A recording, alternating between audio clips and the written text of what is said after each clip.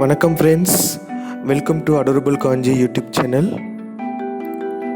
இன்றைக்கி என்ன பார்க்க போகிறோன்னா கோவா புட்டிங். அதுக்கு தேவையான பொருட்கள்: ரவை ஒரு கப் எடுத்திருக்கேன், சுகர் ஒரு கப் எடுத்திருக்கேன்,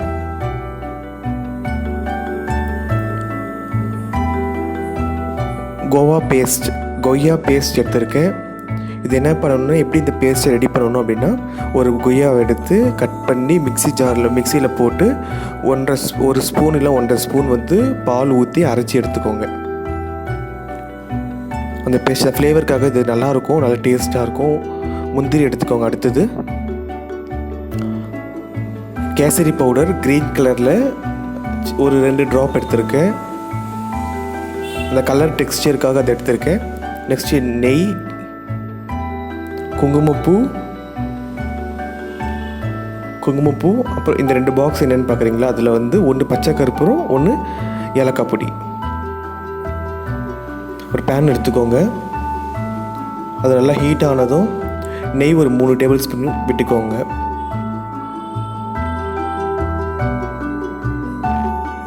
நெய் 3 டேபிள் ஸ்பூன் விட்ட உடனே முந்திரி பருப்பு எடுத்து வறுத்து எடுத்துக்கோங்க. நல்லா பொன்னிறமாக வர மாதிரி வறுத்து எடுத்துக்கோங்க.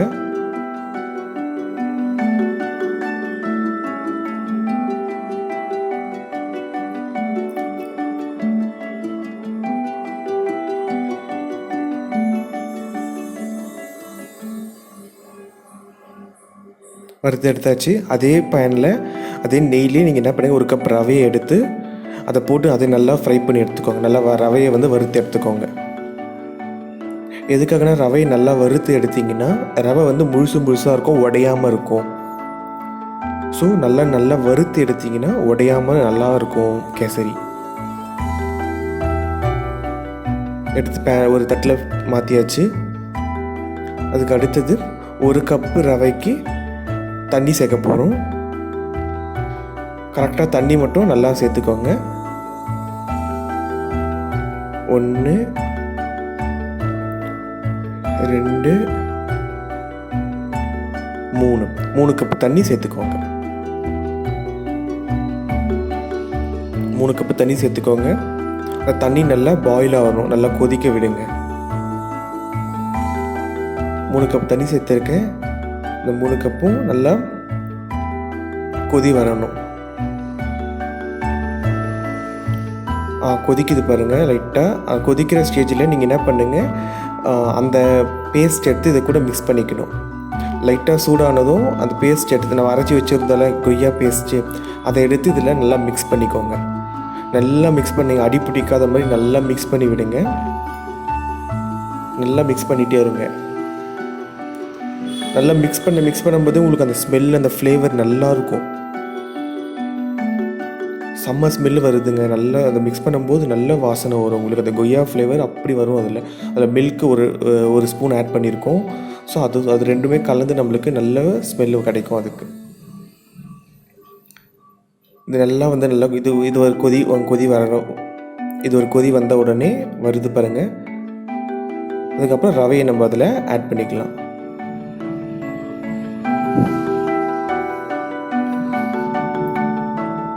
ரவையை ஆட் பண்ணி ஆஸ் யூஷுவல் நல்லா அதை கலரி விடுங்க.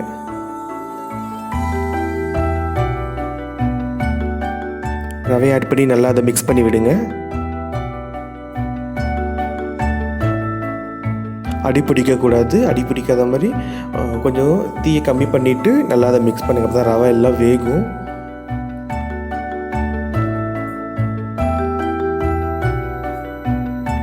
நல்லா அடிப்பிடிக்காத மாதிரி நல்லா மிக்ஸ் பண்ணுங்கள். நல்ல டேஸ்ட் வருது, நல்ல ஸ்மெல் நல்லா இருக்குது. அது கலரும் போதே நம்மளுக்கு வாசனை நல்லா வரும். ஏன்னா நம்ம கொய்யாவை அரைச்சி போட்டிருக்கோம். ஸோ அந்த ஸ்மெல் நல்லாயிருக்கும் நம்மளுக்கு இதை மிக்ஸ் பண்ணும்போது. இதுக்கடுத்து சுகர் ஆட் பண்ணிக்கோங்க.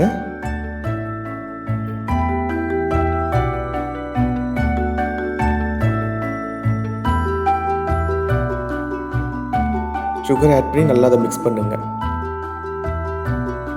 இந்த சுகர் எல்லாம் மெல்ட் ஆகணும். மெல்ட் ஆனால் தான் நம்ம எல்லா ரவையிலுமே அந்த ஊறும். ஸோ அது நல்லா மெல்ட் ஆகிற வரைக்கும் நல்லா அது கலருங்க.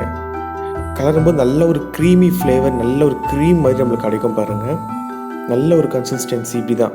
ரவை எதுவுமே உடையில, முழுசாக இருக்க ரவையும் நல்ல ஒரு க்ரீமி கன்சிஸ்டன்சி நம்மளுக்கு கிடச்சிருக்கு பாருங்கள்.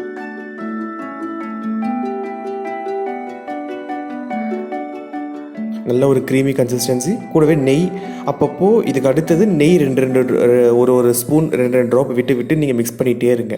அப்போ தான் நல்ல ஃப்ளேவர் உங்களுக்கு கிடைக்கும். ஸோ அடிக்கடிக்கு நெய்யை வந்து ஒவ்வொரு ட்ராப் விட்டு நீங்கள் அதை மிக்ஸ் பண்ணுங்கள்.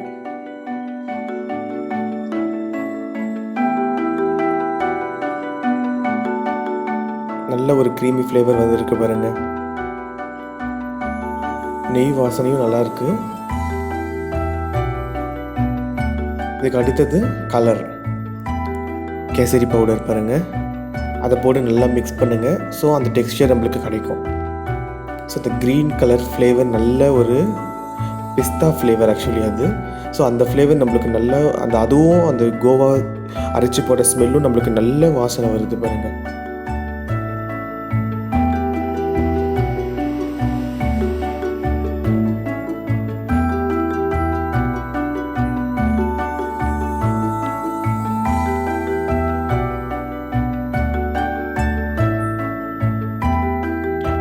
நல்லா மிக்ஸ் பண்ணுங்கள் கலரை போட்டு. அந்த கட்டியாக இங்கே இருக்குது பார்த்திங்கன்னா வந்து எல்லாமே வந்து கொய்யா தான் அது. ஸோ அதை நம்ம கடித்து சாப்பிடும்போது நல்ல நம்மளுக்கு டேஸ்ட் இருக்கும். அதில் சின்னதாக கட்டியாக இருக்கும் அது. ஏன்னா நம்ம கொய்யாவே நாங்கள் வந்து ரொம்ப சாஃப்டாக இல்லாமல் மீடியமாக தான் அரைச்சிருக்கோம். ஸோ வாயில் சாப்பிடும்போது நம்மளுக்கு இந்த ஸ்வீட் சாப்பிடும்போது இந்த கொய்யாவும் நம்ம வாயில் படணும். ஸோ அது ஒரு நல்ல டேஸ்ட்டாக இருக்கும். ஸோ அதெல்லாம் தான் அது, இந்த கொய்யா பீசஸ் தான் அது, சின்ன பீசஸ் இது. ஸோ நல்லா மிக்ஸ் பண்ணுங்கள். ஸோ கலர் பார்க்கும்போதே நம்மளுக்கு நல்ல ஒரு சூப்பர் கலராக வந்திருக்கு நம்மளுக்கு.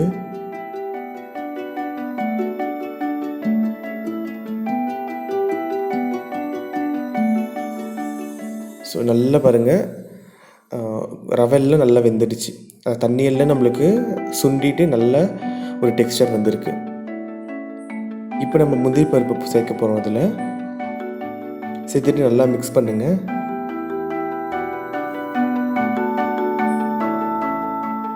ஒரு சின்ன ஸ்பூன் ஏலக்காய் பொடி அதை சேர்த்துட்டு நல்லா மிக்ஸ் பண்ணுங்கள்.